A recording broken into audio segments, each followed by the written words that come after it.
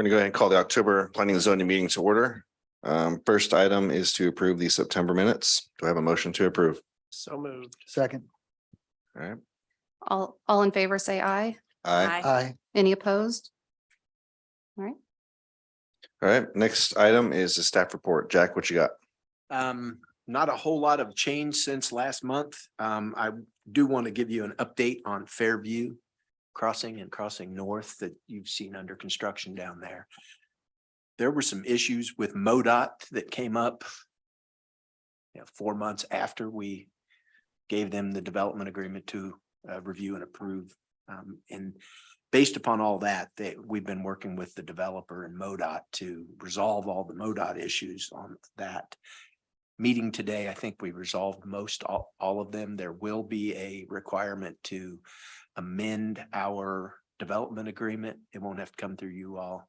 Because all the new stuff is going to be MoDOT related on MoDOT land. So I think we finally have that resolved. So you should start seeing significant progress on that moving forward to get the road. They're hoping to get the curbs in 1st of November for that new street. And obviously MoDOT's permit is required to be able to connect it to 169. So I think that's all got resolved today. At least in principle, we're working through the paperwork now. So, but that's moving forward on that project. Nothing else on the forefront. Obviously, we're getting close to the microbrewery opening. As you can see, it was originally shooting for a 1st of September. And now I understand it's hopefully before Thanksgiving is what I'm hearing, but I'm hearing it not directly. I haven't went and talked to the owners, so we'll see. If you have any questions, I'll certainly.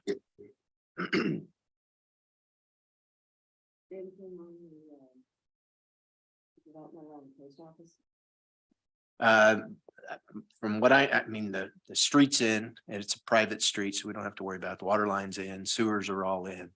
My guess is they're waiting on getting the first tenant set up so they can finalize everything. And then that's when they'll have to, pay the 100,000 to the city for the traffic light fund like we did. And that has to occur at recording the final plat. So my guess is they're holding off on till they get the first customer. Well, yeah, the car wash and the other lot owner, that was split 50-50 between those two, and they paid that a long time ago. They paid that right after they started that project because they had to put up the bonds and record the plat so that they could get the sale completed. So that is now.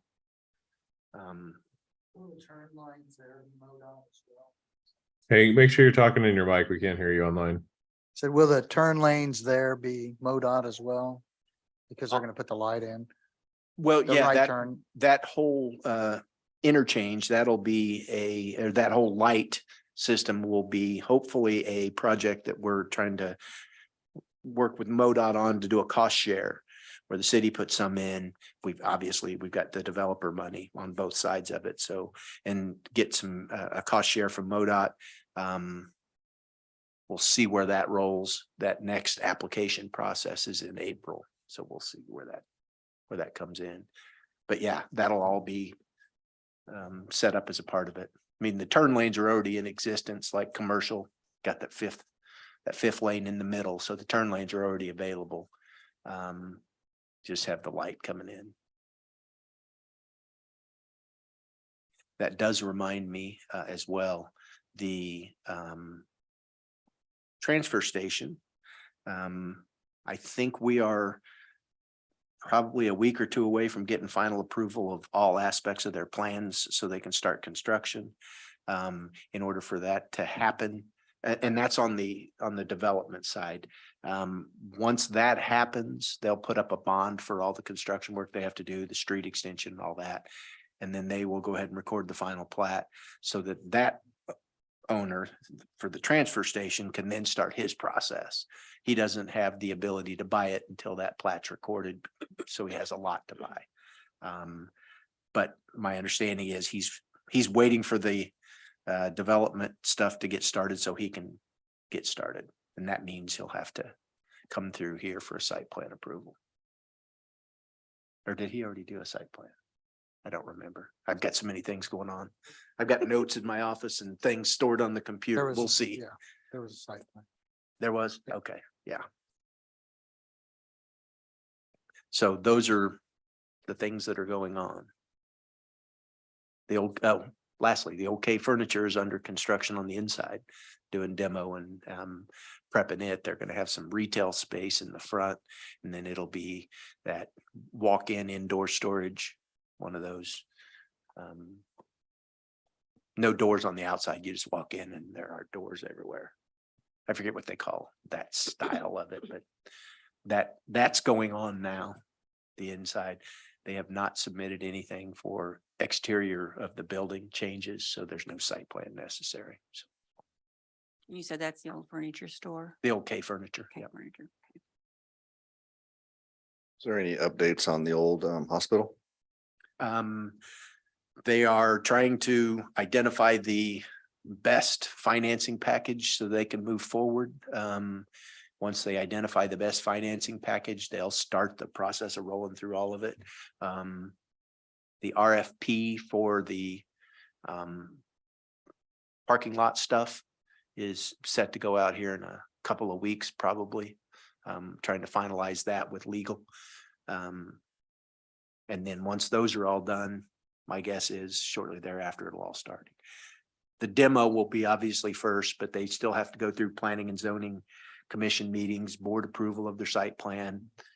Whatever infrastructure stuff that's going to be going on, we'll have to get a better idea of that once we get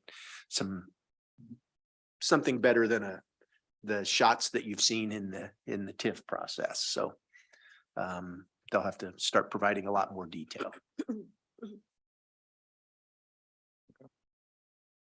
Let's move on to item number 4, electric vehicle charging regulations. Do I have a motion to discuss?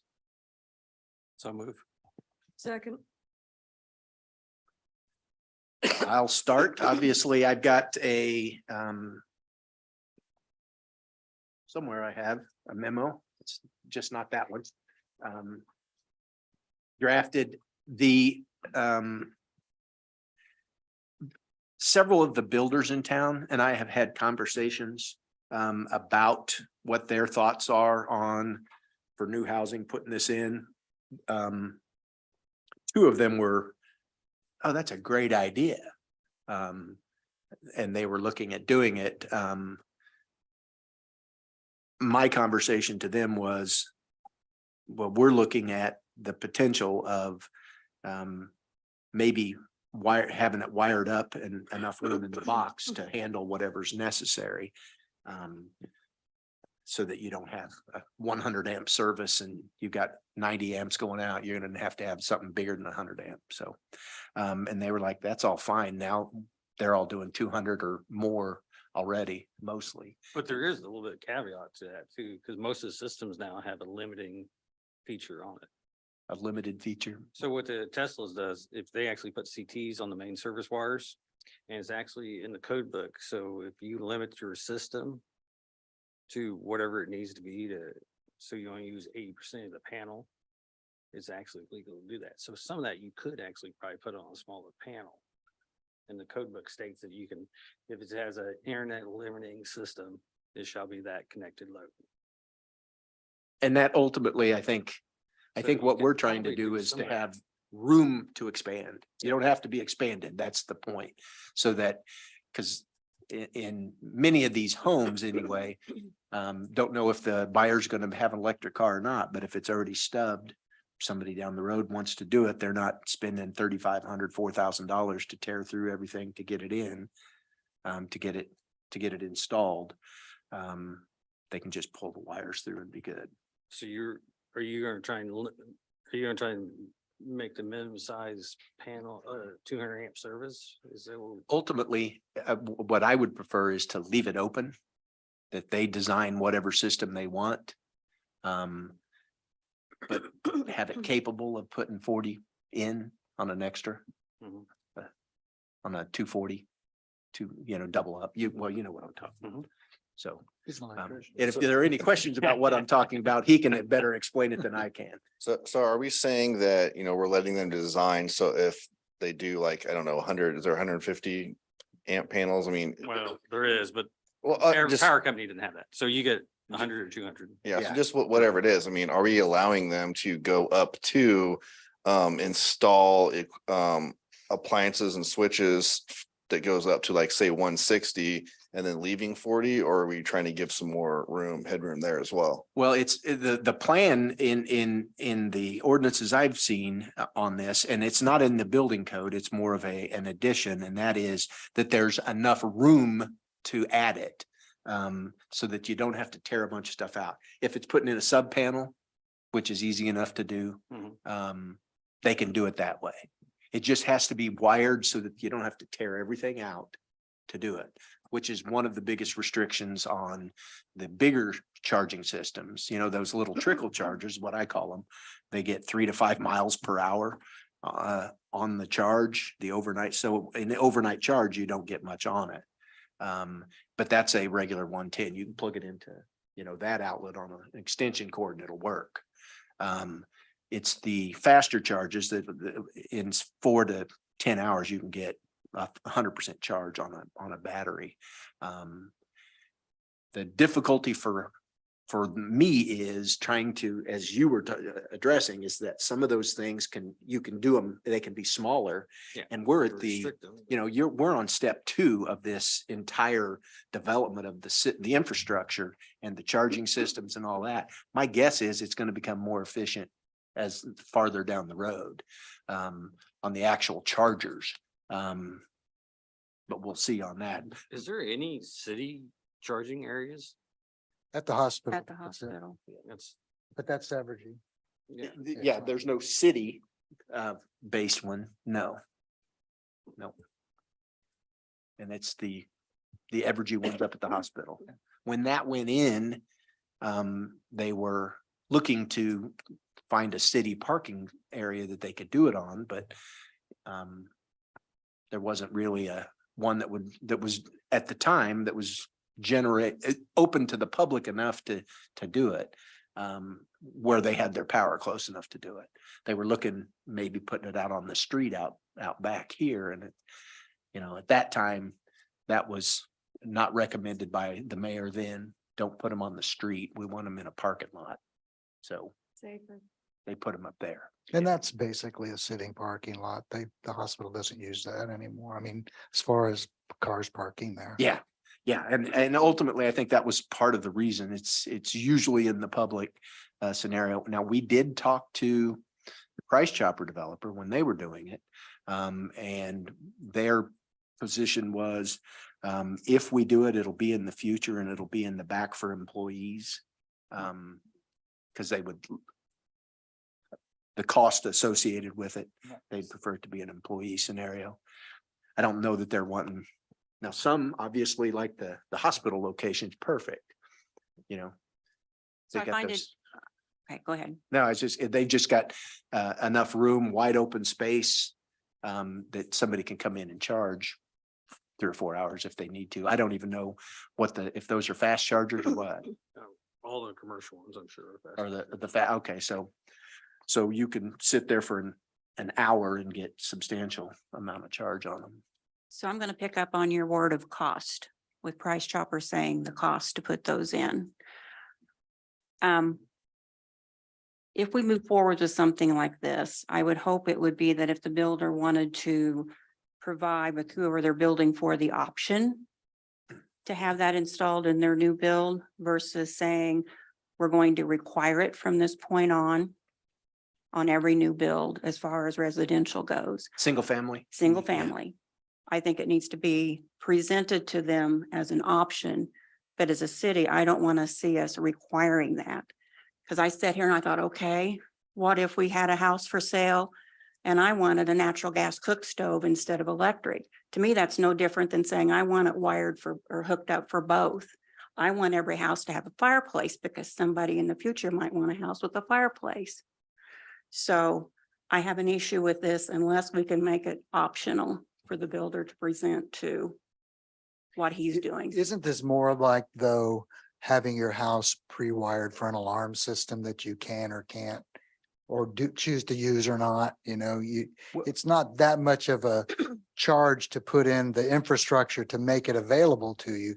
But if they don't make it available to you, it's gonna be This a would be, huge I think, cost. a better example, if you've ever seen a building going up recently, if you've got a gas, one of those little fireplaces that's self-contained, and they have the TV stuff over it, you'll see the tubes that they install to get down to the, wherever the cable's coming from, so you can feed your own Right, cable through. Right, That kind of stuff. It would be more along that, because there Right. wouldn't be any They're wire. saying you don't have to pull the you don't No. have to pull the wire. No. You just want a conduit or access into the garage area. Right, a conduit that comes up into a box that can be future installed with the and the main thing from my perspective is if you do it up front, you don't have to worry about somebody screwing up and penetrating or improperly penetrating the firewall from the garage to the house. Want that to be secured properly. Okay. Going off what you said, all right, to clarify, we're not talking wire. Nope. We're talking a simple conduit that comes through where the wire can eventually be fished through. Okay. Into, the conduit close to the panel so that it can be, you just pull the wire. Exactly like stubbing in a basement for a bathroom. You've just got the Yeah, conduit yeah. and the plumbing. Yep. But you don't have any of the other stuff to go with it. Right. Okay, that makes, Yeah, it's stubbed, right. Yeah. and that's But the we minimum. don't- We don't Yeah. require people to stub in for a bathroom either, so. No, No, but No. it's similar. right. So why wouldn't we leave it up to the builders if they want to offer this as EV ready home? Leave it up to the free market to decide if there's a demand for it, rather than trying to legislate it that all new homes in Smithville from here on out will have this. That's why I'm throwing it out there. Yeah, I'm in agreement with that, right? I mean, I think that that should be an option. And that could be a selling point. I'm definitely not in favor of like the panel, the raceway and all that. But I mean, if we're gonna do something, I would maybe just say, make sure that there's space on the breaker panel, the panel to allow that. Versus forcing them to install a bunch of additional conduit and stuff like wouldn't that. be Big of a deal. It's really. I get that, but I mean, it's kind of the principle, right? I mean, I feel like that is a free market. That's a free market thing. Yeah, but you could still look, I'm playing devil's advocate here. You could still look at it as a free market thing where an electrician, correct me if I'm wrong, electrical wiring, you could just, you're simply running a piece of plastic tube. And that really isn't gonna add too much to the cost. And then it still leaves it open to the free market for a buyer to say, yeah, I want you to go ahead and run wire through there or not. So it's just kind of, yeah, it's kind of giving people the option to do something without having to tear the place apart to do it. yeah, why put the panel in if you don't have any penetration into the garage, might as well pay to have that done later too. But I mean, I like what you're saying about free market, but I also agree with what Deb's saying is low cost to have at least the option for the builder to provide that for you, the extra, the wires. Well, and that's the always panel. there. They can do that now. We don't have any specific codes associated with it, so we'd have to go to that's in our adopted code. We'd have to go up to the 2020 NECs. You got it? For electric furniture? Yeah. Is it? Somewhere in, I know it's in the 2021, Maybe the IRC. well, it's actually in the energy efficiency codes where all that, Maybe so, yeah. I don't Yeah. think it's in NEC. so. Is there anything in current codes that require them to provide conduit to a location where they would put a washer and dryer, things like that. I mean, is there any requirements that? The that call only, for the only them to put similar in the thing we receptacle? require on all homes is the sump pump scenario. If they've got a pit in there, they don't have to have a pump or anything, but they have to have it plumbed properly to the outside with the, And they have to have outlets. and have to have an outlet. Okay, but other than that, I mean, Yeah. for any other appliance, feature, there's nothing that requires any builder to run that conduit or run any kind of raceway or anything like that. So again, at that point, that's still an option of, Mhm. the builder on what they want to build. And I think we should continue that method. That's certainly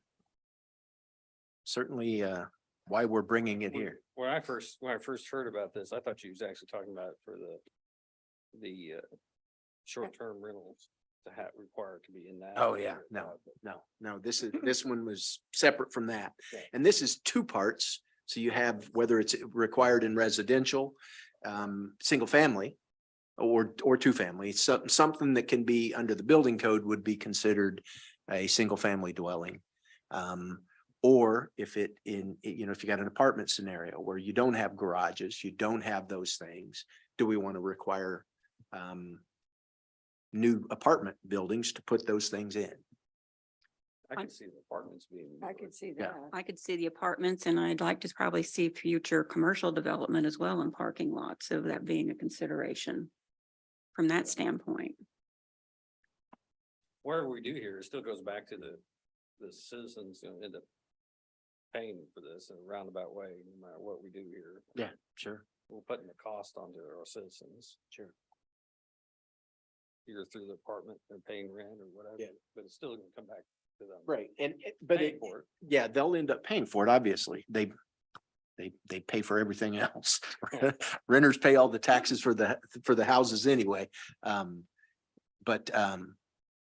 So the hope is, from my perspective, this would ultimately reduce costs, estimates I've seen for a retro in an existing home, $2,500 to $3,500, is that probably Probably accurate, depends on, depending on how far you gotta run it and, because yeah, that all has to be copper too, so.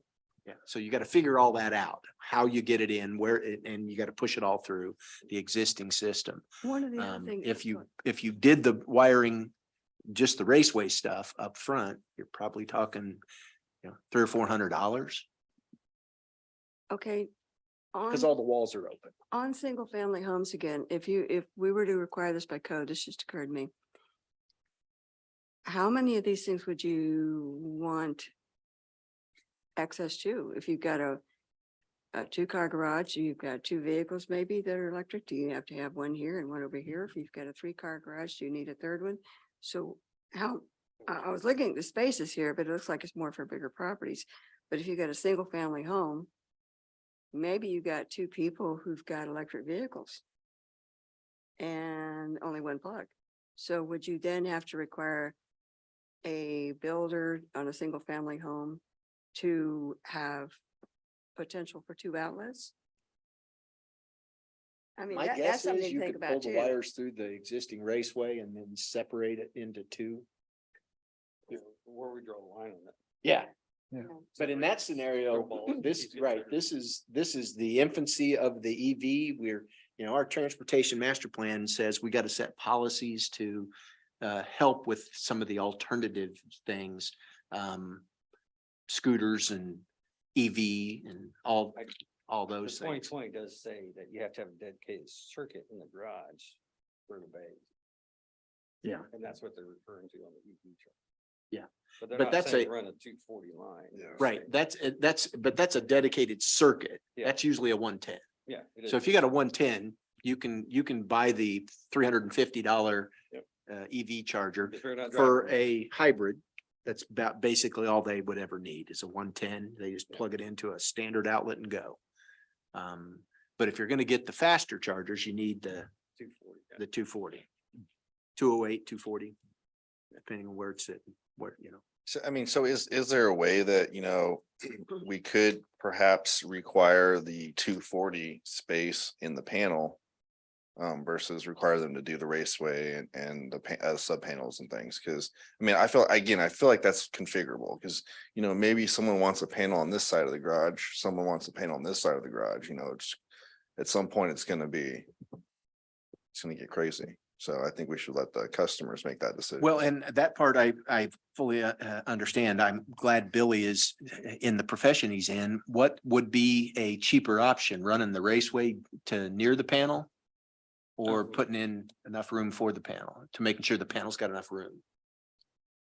Well, yeah, I mean, you could size the panel large enough, you could put coded, or we could put something in there saying requiring you need 4 extra spaces and minimum 200 amps, and then Should be enough. should be enough for that, Okay. I mean. At a time when affordable housing is not really even attainable, I don't understand why we're talking about adding cost for potentially maybe someone someday having an EV, which as of today, I would consider a luxury item anyway.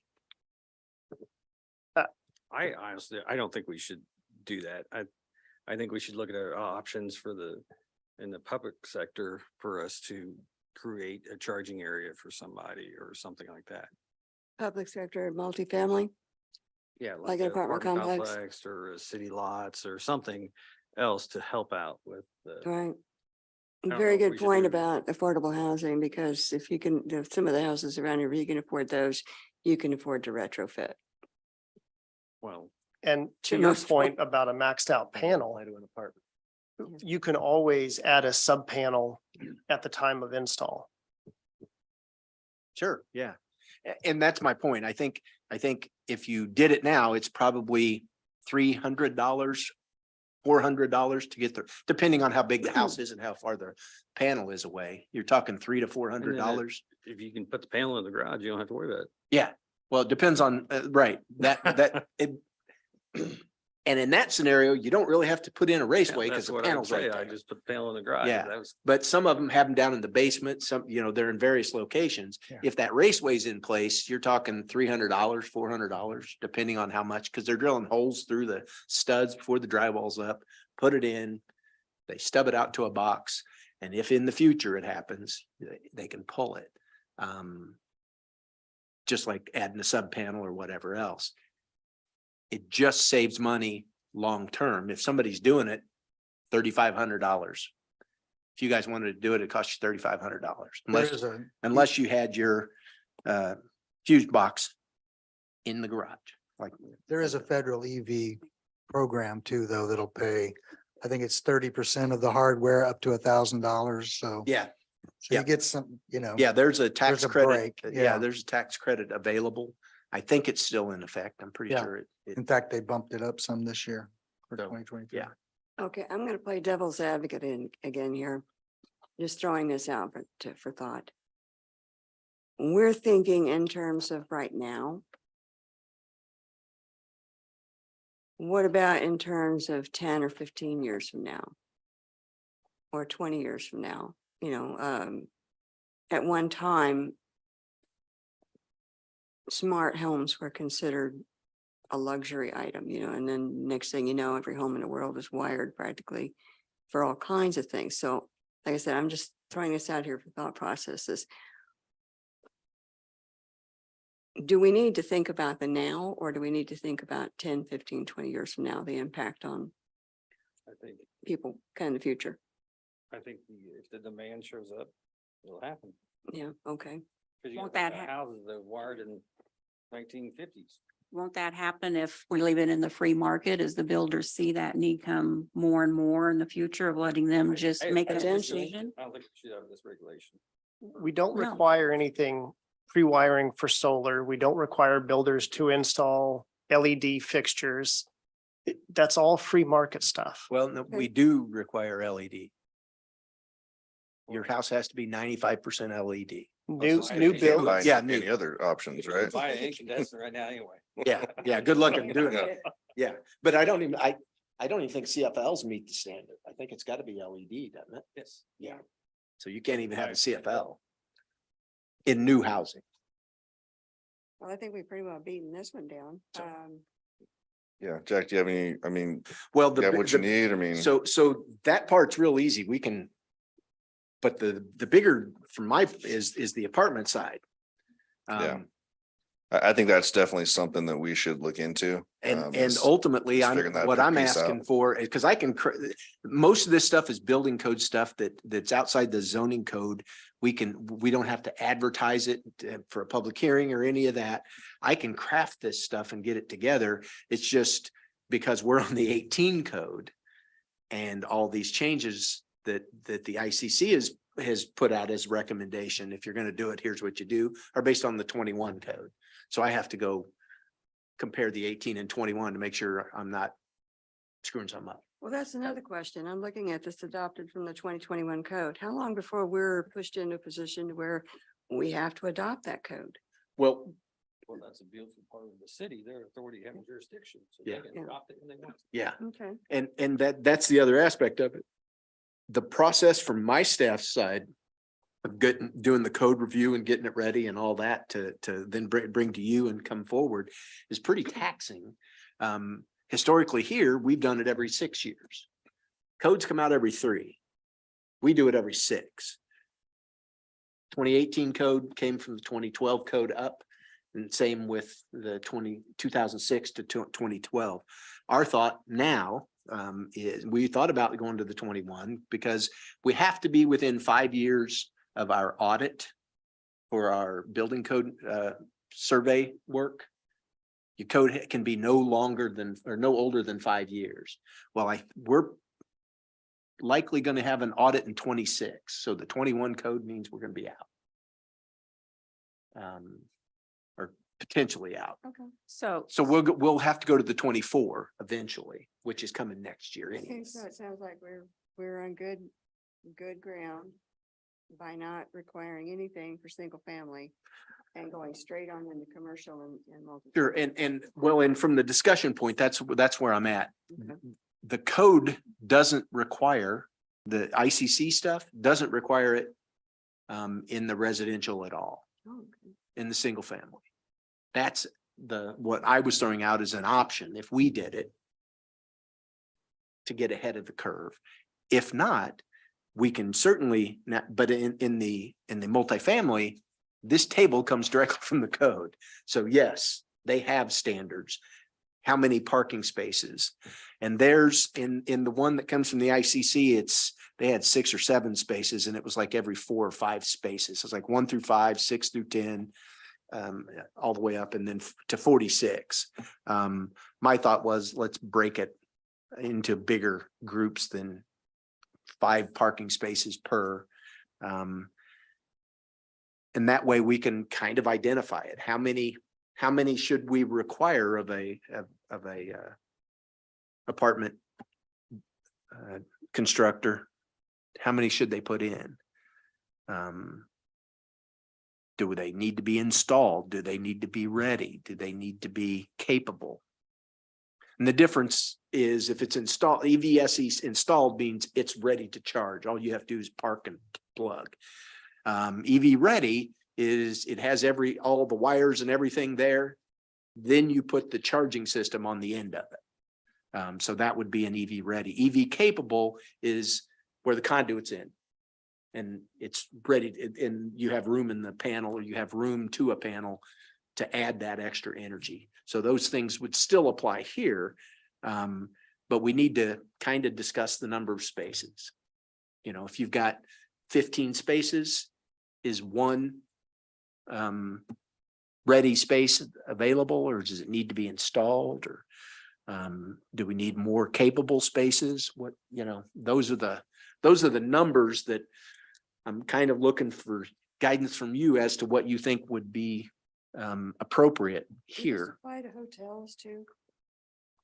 No, this only applies to residential construction. Jack, I'm curious, when we go from the 18 to the 21 or 24, whichever one, when we adopt that, will this automatically go in place? The provisions will be there. the adoption is here in our code. The next thing is all the changes you make or insertions and deletions. This table would have to be filled out when we did it at that time, and it applies, like I said, to multifamily scenarios. So we'd when you have say to, multi-planet, that's not duplex, that's yeah, this is, no, here yeah, more. and it,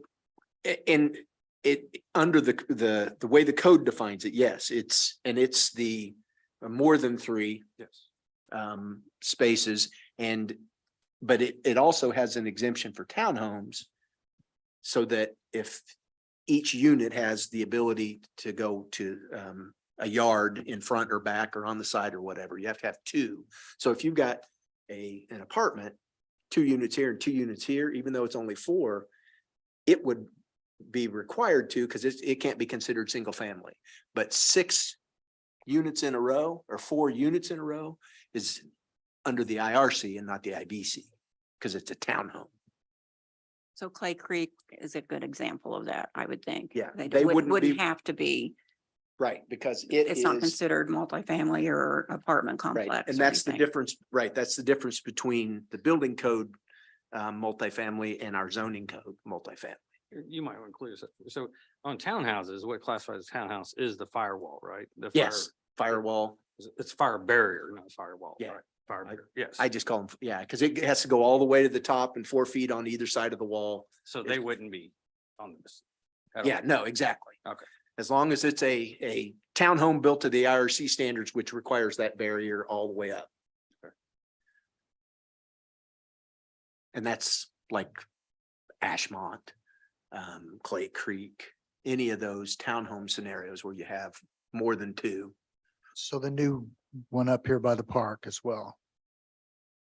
The new townhomes. Oh, yeah, no, they would be townhomes. Okay. They all have the firewall that goes up. That's what took them so So long to build. If we do those. this, all those new apartments going in, As long as they're apartments, yes. Or those new 110. apartments. Yeah. Yeah. Those over there or the stuff down south, yeah. It would be part of that process.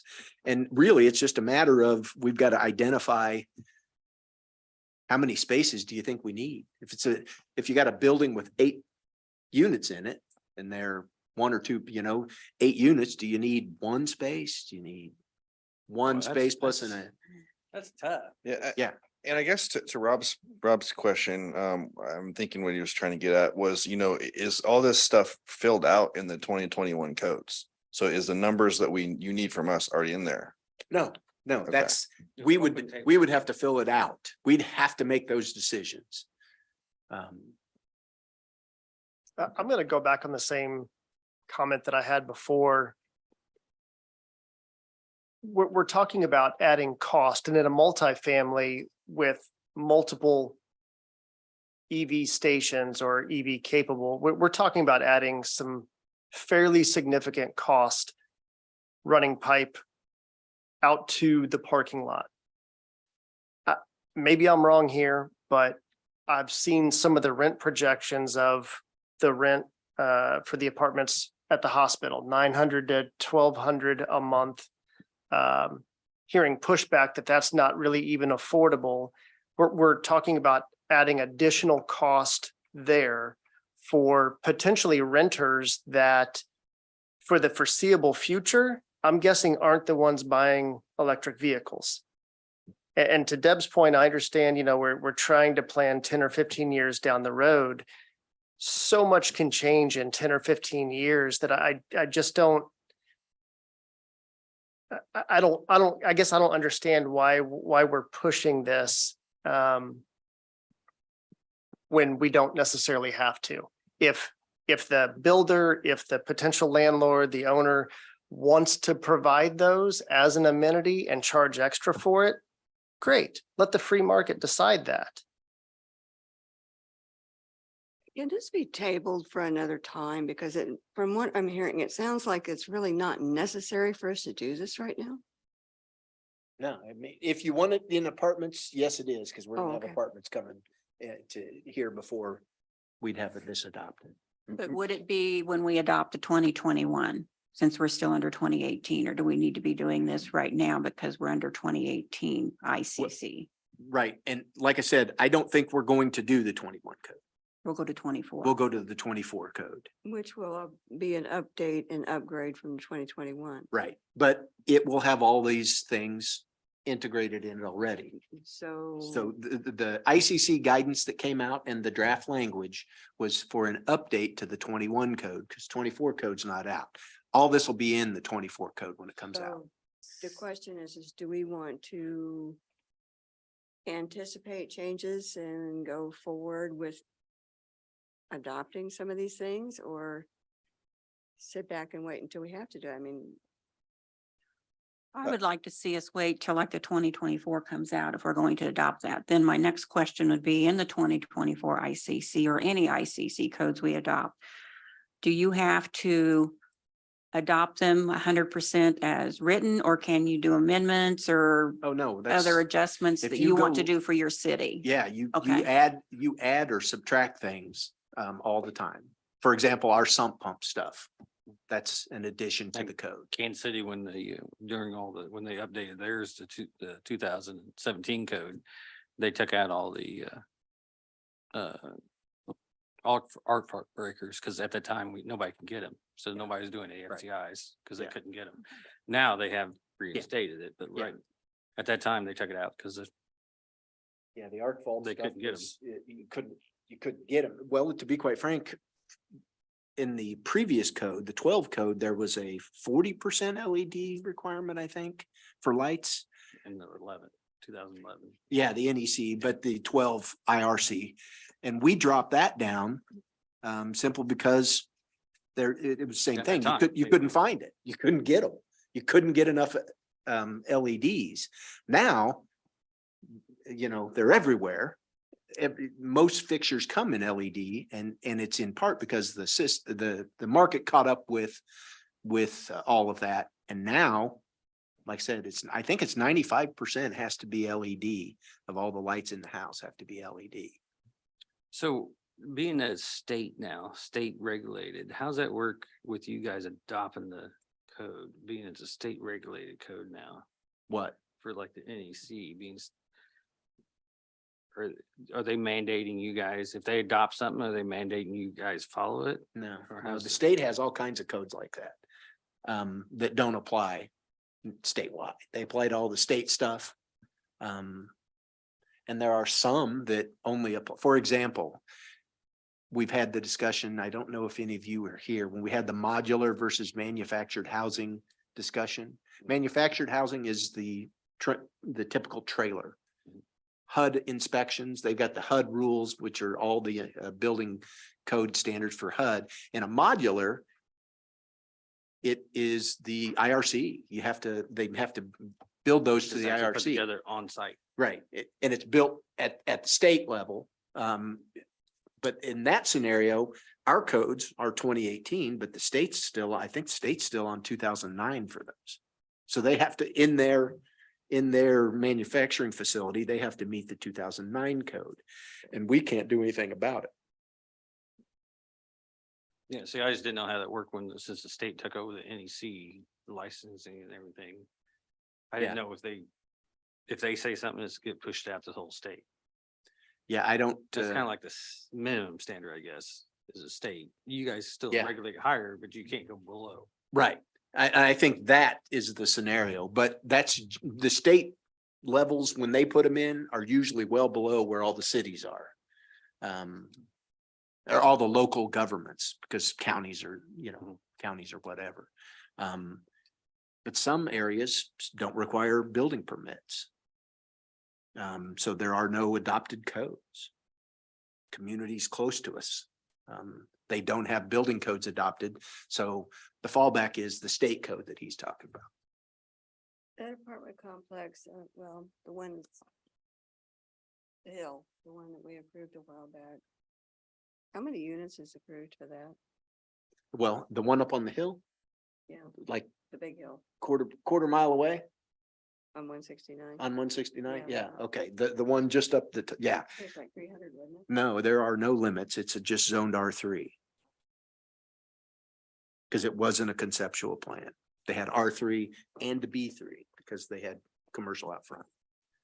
So whoever would be coming in would have to submit a site plan. That's why we added the site plan stuff to require R3 to come to you all for what it looks like and, you know, how it all lays out and all that. It could be in excess of 300 units up in. I'm just wondering, you know, back to thinking future again. Probably get a lot of young professionals coming in for that. Some of them might have electric vehicles so much, so you would have to think about percentages of however many units.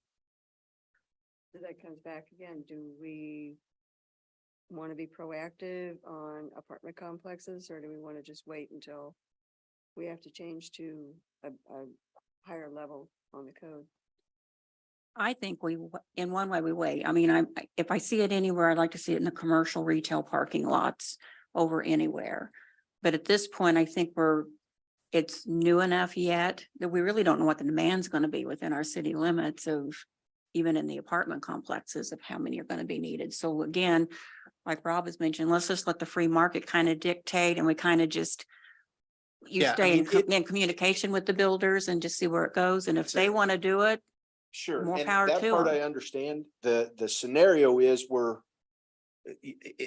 if we don't do something, if they don't have to, they never will, and we'll never get chargers in town. that's where I'm saying maybe we look at adopting something in commercial parking lots going forward. Right, but I don't know that most people are gonna want to park their car at the Price Chopper and then get a ride home so they can, Then you we know, leave it's it. that charging scenario. They do it at Hy-Vee all day long. Mhm. Sure. Walmart.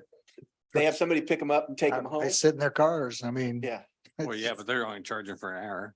yeah. Right. Go shopping Yeah. and come back. Yeah. You're right. Yeah, It's just a Just have to go- scenario. you just have to go to the grocery store every That day. market may not come to Smithville. That's the only concern I'd have. yeah, folks, I think we need to move on, but I think we kind of have an understanding. Let's push this residential stuff out. Yeah, yeah, Maybe we let the haven't, 2024 guys take a look at that. okay. Well, that's likely gonna be next summer, so. All right, well. We're all Just ears giving then. you the We'll heads take up. that. Sure. All right, let's move on to item number 5, the short-term rental ordinance. Can I get a motion to discuss? We actually need a motion to approve, Oh, we're gonna approve it this time. Okay, Yeah. because if we just discuss, when we're done the discussion, you can't vote. all and right, say, "Oh, well, I like well, it, I let's go ahead and get a motion. Well, I would entertain a motion to approve the short-term rental ordinance. And you can always table, postpone, whatever. So moved. Second, All right, Jack, what do you got?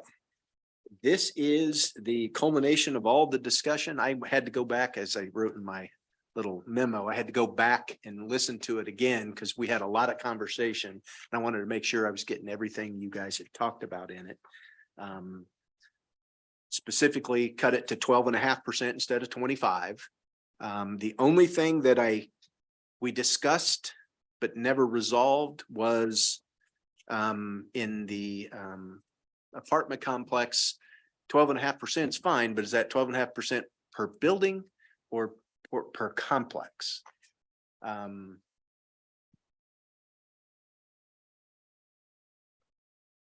And the difference would be all of them could be in one building off to one side versus one per building. And we had that, it was a pretty good discussion. And as I listened to it again, that was the only doggone thing that didn't get resolved. In And an it was apartment- and there was comments and concerns on both sides. So I didn't, it's in one of an those. Apartment complex, it's on title, it's one plat, it's one piece of property. There may be 4 buildings, Mhm. correct? Yes. So in that scenario, let's say you have a big complex with 10 buildings. And each of them have 8 units in it. Do you want them to have the ability to have in this case, it'd be 8 units in one building, all of them being short-term rentals, and then the rest to be not? which would be the 12.5% in one building, or is it the complex? To me, it would make sense to just the complex, and however that owner operator wants to divvy it up, that's their choice. Because I think down south, are we looking like what, about 328? Well, no, it'll be 260 of the apartments. Okay, I think I think it's 260, 250 or 260, something like that.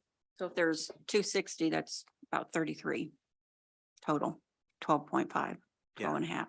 Yeah. So I think we look at the whole complex. I mean, is there any advantage to having it in the same building or? That's my point. Do you want, even in an apartment complex, do you want all the short terms in one building? Or would you rather they be spread out? Cause from my perspective, you know, as a consumer, I might, you know, not want to have a bunch of those short-term rentals next to me if I had a primary residence somewhere. But, I mean, I feel if it's spread out, I mean, I think I should go with the landlord there. yeah, Because the math works either way. yeah. If you The hold unit it at number won't 12%, change. Yeah, one per building or, yeah, 12.5% of a building or 12.5%. If they're smaller buildings, they only get one either way. So then let's say, what about, if you're saying it's a building, what happens if you have a building and it's divided up into three units? Now you're saying that if it's totally designed for short-term rental, you have a house that's designed for short-term rentals, and you're saying it's only 12.5, so that now only one of those can be out of that unit? Yeah, yes, in that scenario, unless they're building because this, keep in mind, this applies, the short-term rental in an apartment is building code apartment versus if somebody put it, like we had talked about, 2 apartments above and one in a single family home. In that scenario, they'd only be able to get one no matter what. But if it was in an apartment complex where there are multiple buildings, or even potentially the apartments down here on Main Street, there's an 8-plex down there near the end of Main, and then you have these apartments down here. So they're kind of different, but you've got 8-plex down here, and then you've got 1, 2, 3, 4 buildings, because that's got a breezeway attachment. So you'd have 4 buildings in that apartment complex. Some apartment complexes, I mean, there's a few in Liberty that I'm aware of, that before the vacation rental thing ever came up, they had designated guest apartments. Or if, like the senior community over there in Liberty, Shoal Creek, they have a certain number of apartments that are set aside for guests. So if somebody's living there and they want their family or their grandkids to come visit or whatever, they are in that designated space for a short term. And there's a fee for it. So that in essence is a short-term rental. Mhm. And that's in part of their apartment complex. So I don't know how many they have, but. it's Hopefully kind not more than 12.5%. Yeah.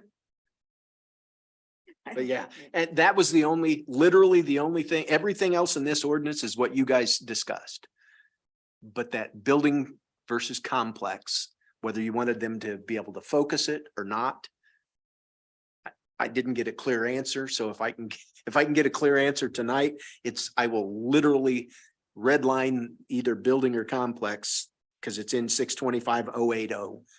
You can see it's in I have bold. a motion to have it on the complex side. So this is an amendment to the proposal, or we're not worrying about that right now? We're No, just- it'd be an amendment to the ordinance. Okay, but does that have to be how we say this? Yeah, I think it would be best to do it this Okay. way and then vote. Okay, Well, we got a first, we need a second Yep. and then a vote. Yeah. we have a second? And you're saying to complex, right?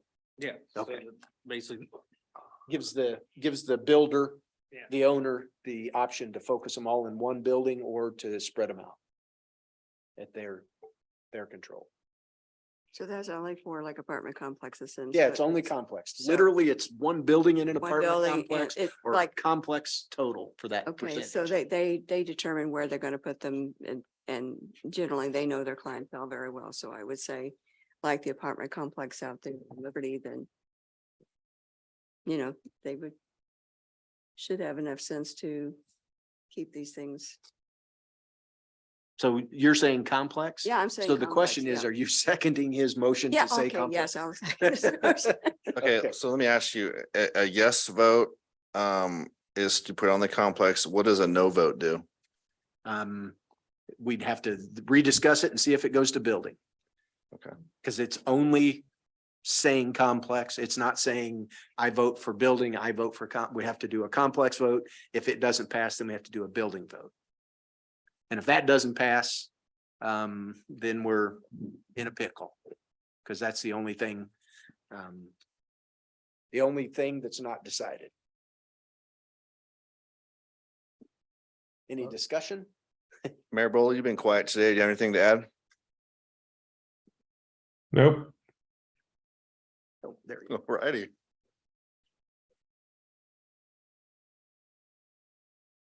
Well, I mean, I guess we can. Let's wait I mean, for. We're missing a person. Yeah, so- can we wait for him to come back? I got a feeling I know what his vote's gonna be, but to the extent he's stepped out to the restroom. Well, let's hope it's a quick break. Yeah, Well, in the discussion right now and the vote is on the amendment only, so. amendment to make it complex, not building in 625-080, number 2.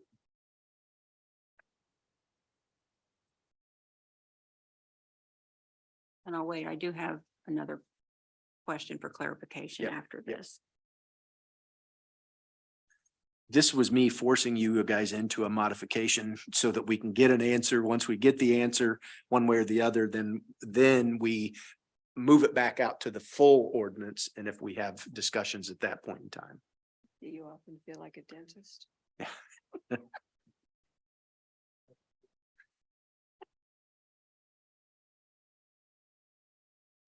And again, as I said before, I had to go back and re-listen to the entire thing. Luckily, it's on our website, so I can do that.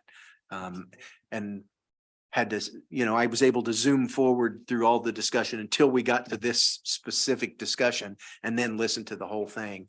So everything that you all discussed, changes you wanted are in here. Like I said, other than the building complex, and I had it in my notes. Building complex question, and I didn't ask it at the last one to get us down to this far. That's why we're here now. Yeah, no, there was good discussion on both sides, so it was one of those, we'll ask them what they think now. So, I mean, obviously, I mean, anything that we decide today, I mean, the aldermen have the final say. Yeah, and it then goes to them. They can change anything. So Yep. really, we're just providing a recommendation. Right. Yeah. Yep. Generally, the Board of Aldermen considers you guys to be a little more fingers on the pulse and a little more expert at the scenario. So, Kind of like a pre-work session. yeah. With folks that don't have all the other stuff, some of you folks don't have all the other stuff to deal with, some do. Well, this is awkward. Yeah, This yeah, is- I guess the only other option this is is like we can vote, Jeopardy if in we that. get a unanimous, it'll be 6 instead of 7. Not to show my hand, but I'll probably abstain from the vote, so. We still haven't- And that's, well, and once again, I want to clarify, that's a choice of yours. That's not an obligation under any of the ethical obligations. Understood. So, Personal ethics, yes. yeah, it's just appearance of impropriety. Don't want anybody saying anything. So fully understand where you're at. I do. All right, let's just go ahead and vote. We'll see where we're at. Okay, Mayor Boley, Aye. Dennis, No, Deb, I, Rob, Abstain. Billy. Aye. John. Aye. Alderman Wilson. Aye. Okay, that is 1, 2, 3, 5 to 1. Complex it is. All right, so that amendment passes. Now we're back to discussing the full Full ordinance. ordinance. Yes. I just want clarification on 625.100. So we're talking adults. We don't mention children at all under the age of, I guess, 18. So we can have up to 4 adults and 5 kids. 20, Yeah. And I, or do we? that's the language that was in the draft. I know. And this issue didn't come up. I don't. I know a lot of the rentals or that I've seen and used, they have like a maximum number that can be there. Do you leave that up to the owner of that unit, or I'll look to Rob, and if you want to go around and speak, We're gonna ask I mean, I our think that- expert, yes. Rob, And to. come and I to the think the podium to scenario speak. would be if it's a husband and wife and 3 kids. They'd have to rent a 2-bedroom to be able to do it under, if we changed it. So, but I'll let Rob talk. If the light's on, I don't know. Rob Scarborough, 603 Quincy Boulevard. I don't know how often this comes up. 2,000 plus guests. I don't know that I've ever had a scenario where 1 or 2 adults say, hey, we're bringing an entire soccer team and we want all 15 kids in one house. It just doesn't come up. So trying to put a number on it, trying to limit it, will it be the right number? Yeah, there's no way to tell. How do hotels deal with that? Because I think I always, I always remember seeing like on thing, this is for two persons and then or 2 adults or 2 something, and then they do a max of. A maximum occupants. number of occupants. So I mean, yeah. I guess I'm curious how that, It's usually A fire code. a fire code Yeah. issue. You've got square footage and the fire code lays out how many people in a hotel scenario. so is there something similar that we can apply I wouldn't think so. to this? No. Yeah. Okay. Keep in mind, standard hotel room with 2 double beds isn't that doggone big, but it's got 2 doubles, so you're assuming 4 people. Well, we always get suites, so. Yeah. But the other aspect of it is, the other thing is hotels have a have a pretty easy way to handle it as it goes on, they coming in, coming out. They can charge extra for more guests if they need to, that scenario. But, this one, I'll defer to Rob. He's the expert in it. He's been dealing with this stuff for several years now. What he says makes a lot of sense. But if I you just- if you had 10 minors coming with 2 adults, I wouldn't be as concerned about the extraneous noise and all the other problems, primarily because, most of those soccer kids are already going to bed. They're already worn out. So, I guess, the black and white that I am, Yeah. when it says maximum number of guests, sure. it's 2 adults here, and, if you had 2 bedrooms, that would be 4 and then 2 in this common living area. So you would really technically have a maximum number of guests with what our heading says of 6. Yeah. Possibly. I'm just Sure. hung up on that. Sure. And I mean, the easy way to adjust this under maximum number of guests would be the total number of adult guests would then be, That would Yeah. make sense to me versus what the heading says and then what it reads. So, The other issue is how's the city going with it? They're not gonna have bedroom police, that's for Yeah. darn sure. no, but what usually happens is if there's something that goes on at 1 a.m. and the police are called, they're gonna know then. I would like to see maybe that heading changed to maximum number of adult guests. Just from people who are as black and white as I am. But then you'd have to define adult. Well, it's over 18. Yeah, Okay. It's a common That's term we can gangly. use. Okay. do you want to make a motion then to change that? I will make a motion to change the title on 625.100 to read maximum number of adult guests. Title and text. It's in the text yes. below. Okay, and the That- first adult the- guest, because then you already have adults in the other, in Yes. the rest of it, but yes, the total number of adult guests allowed Yes. per unit. So Yeah. yes. Yeah. Both of them. Okay. Just to make sure. I'll second that. Okay. All right, let's go ahead and vote on the amended. Okay, Billy. Aye. John, Aye. Alderman Wilson, Aye. Rob, Abstain. Deb, I, Dennis, Aye. Mayor Boley, Aye. 7-0. 6. Oh, sorry, 6-0 and Alright. 1 abstain. All right, now that the Second Amendment has passed, we're back to the. Back to the main motion. motion. Main, which Do we have any is other further discussion? questions, discussion on the ordinance as amended. Seeing none, let's go ahead and vote. Okay. Alderman Wilson, Aye. John. Aye. Billy.